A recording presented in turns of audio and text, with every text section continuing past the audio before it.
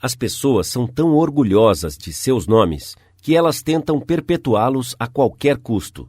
Até o velho e calejado fanfarrão P.T. Barnum, o maior apresentador de sua época, triste porque não teve nenhum filho para continuar o nome da família, ofereceu ao seu neto, C.H. Seeley, $25 mil se ele adotasse o nome de Barnum Seeley.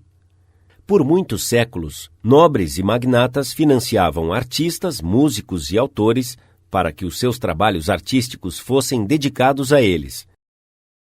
Bibliotecas e museus devem as suas mais ricas coleções a pessoas que não podiam suportar o fato de que os seus nomes pereceriam da memória da sua raça.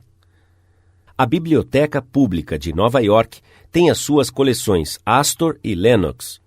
O Metropolitan Museum perpetua os nomes de Benjamin Altman e J.P. Morgan. E quase todas as igrejas são embelezadas por vitrais comemorando os nomes dos seus doadores. Muitos prédios da maioria das universidades levam os nomes dos doadores, que contribuíram com grandes somas em dinheiro para obter essa honra.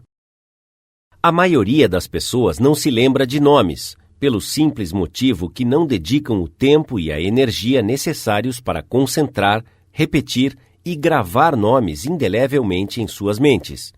Eles inventam desculpas, ou eles estão muito ocupados.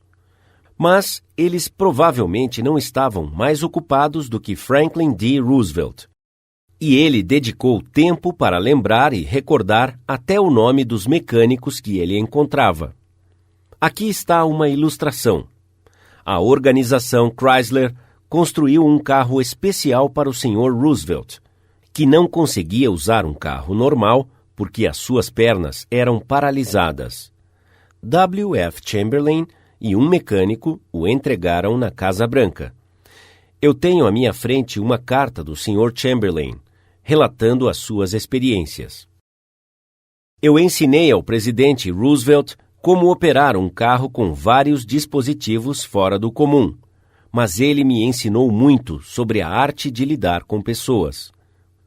Quando eu passei pela Casa Branca, o Sr. Chamberlain escreveu, o presidente estava extremamente alegre e bem-humorado. Ele chamou-me pelo meu nome, fez-me sentir muito confortável e impressionou-me particularmente pelo fato de que ele estava vitalmente interessado nas coisas que eu tinha para mostrar e contar-lhe.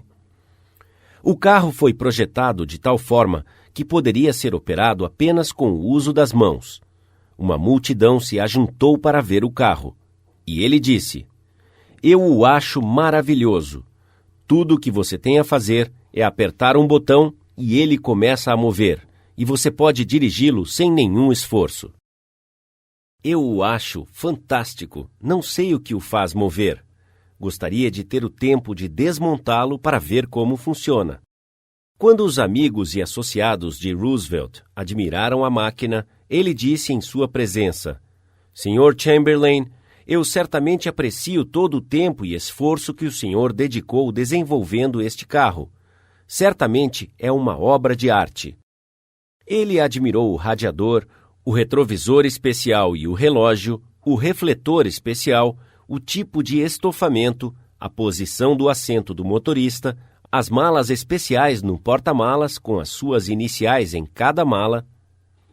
Em outras palavras, ele percebeu cada detalhe no qual eu havia dedicado tempo pensando e refletindo. Ele fez questão de apresentar as várias peças de equipamento para a Sra. Roosevelt, a Srta. Perkins, a ministra do Trabalho e a sua secretária. Ele até apresentou o carro ao velho porteiro da Casa Branca. George, você deve ter um cuidado especial com estas malas. Quando a aula de direção acabou, o presidente virou-se para mim e disse, Bem, Sr. Chamberlain, faz 30 minutos que a diretoria do Banco Central está me aguardando. Eu acho melhor eu voltar ao trabalho. Levei um mecânico comigo à Casa Branca. Ele foi apresentado a Roosevelt quando chegou. Ele não falou com o presidente e Roosevelt ouviu o seu nome apenas uma vez. Ele era um homem tímido e sempre ficava em segundo plano.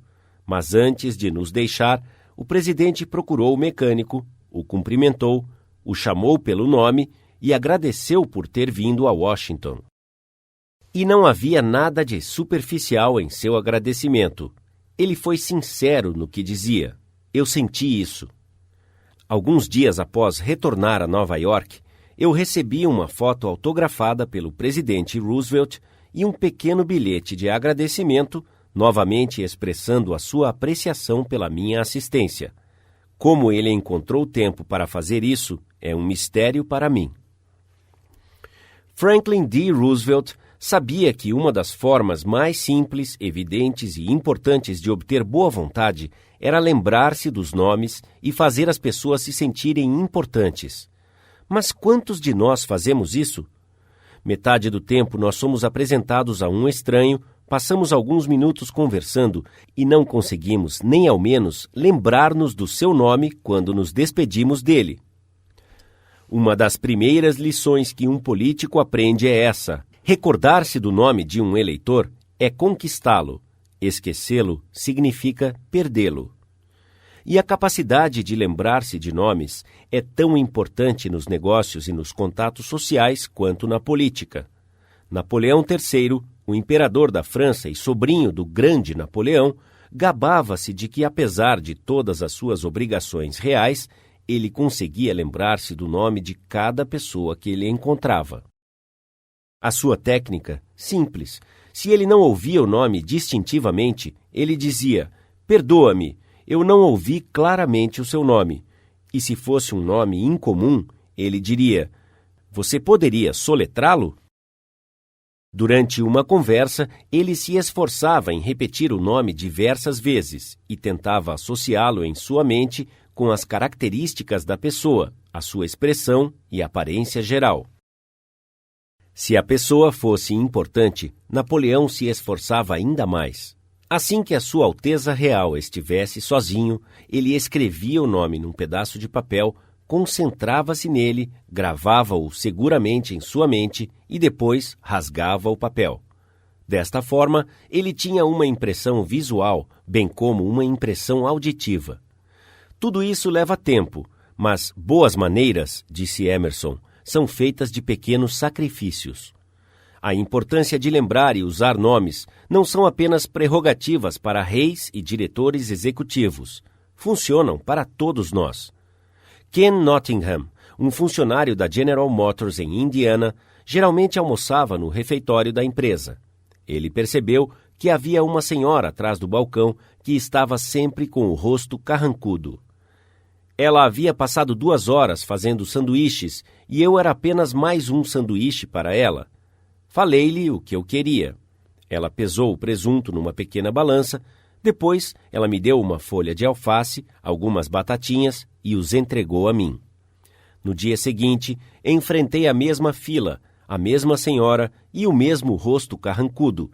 A única diferença que percebi foi o seu crachá. Dei um sorriso e disse: "Oi, Eunice."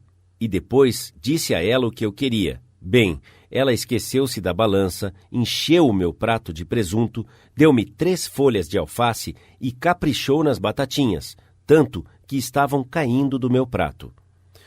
Nós devemos estar cientes da mágica contida num nome, e percebi que este item é completa e inteiramente de propriedade da pessoa com quem estamos lidando, e mais ninguém. O nome é que distingue um indivíduo. Ele torna a pessoa singular entre todas as outras. As informações que estamos compartilhando ou o pedido que estamos fazendo se tornam especiais quando abordamos a situação com o nome do indivíduo. Desde a garçonete ao executivo sênior, o nome fará mágica quando nós lidarmos com os outros. Princípio 3. Lembre-se que o nome de uma pessoa é o som mais doce e mais importante em qualquer idioma para aquela pessoa.